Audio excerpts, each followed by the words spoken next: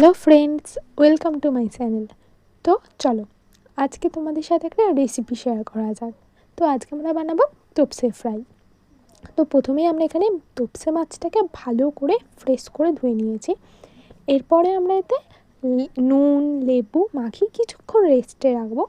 তারপরেই আমরা এটার মধ্যে দিয়ে দেব আদা রসুন পেঁয়াজ আর কাঁচা লঙ্কা বাটা দিয়েও ওটা একটু ম্যারিনেট করে আমরা সাইডে রেখে দেবো। এরপর একটা ব্যাটার বানিয়ে নেওয়া যাবে।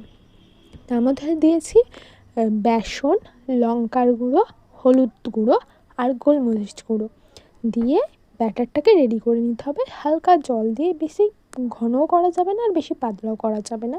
আমার আর নেওয়া হয়নি সেই ক্লিপটা। তো এরকম করে আমাদের একটা ব্যাটার বানিয়ে নিতে হবে। তারপরে সেটাই ডুবিয়ে ডুবিয়ে মাছগুলোকে ছেড়ে দিতে হবে। আমরা এতে ডিপ ফ্রাই করব। এক এক করে সব মাছগুলোকে আমি ছেড়ে দিলাম। এরপরে মাছগুলোকে লাল লাল করে ভেজে নিতে হবে।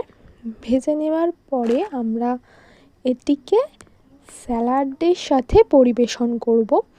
তো তোমরা দেখতে পাচ্ছ আমি এখানে লাল লাল করে ভেজে নিয়েছি আর এখানে স্যালাডের সাথে আমি পরিবেশনও করেছি।